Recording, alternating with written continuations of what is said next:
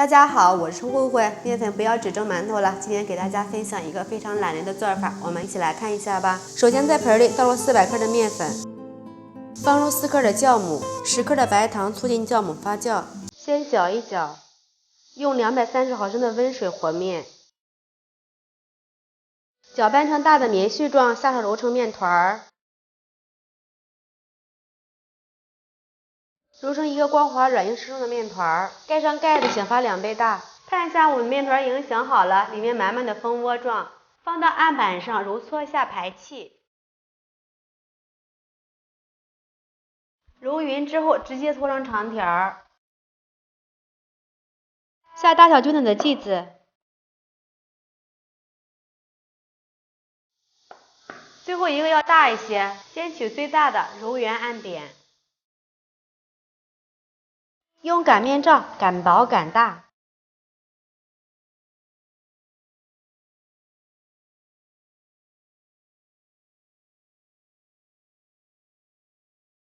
把表面刷上一层食用油，上面呢再撒上一层椒盐，上面呢再铺上小饼，再刷上食用油、椒盐，再放上一张小饼，刷上食用油，这样子依次类推，把所有的小饼都放在上面，放上最后一张，边缘呢蘸上一点清水，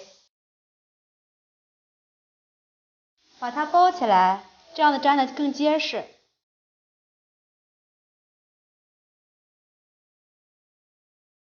稍微按压一下，把它翻过来，表面刷一层清水，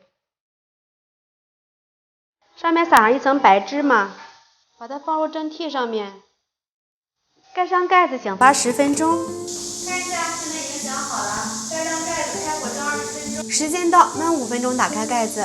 哇，看一下，非常的好呀，特别暄软。平底锅提前预热，刷上一层食用油，把大饼放入里面。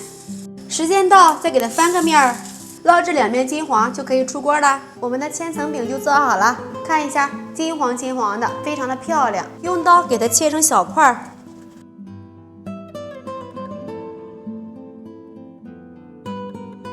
看一下这个层次，真的是非常的丰富啊！看一下，真正的千层饼啊，而且是外酥里软，吃起来真的是太香了，秒杀一切烙饼，而且是发面的，非常适合老人和孩子，吃着非常好消化。喜欢的朋友们就赶紧试一下吧！喜欢慧慧的视频，记得点个关注、转发哟，拜拜。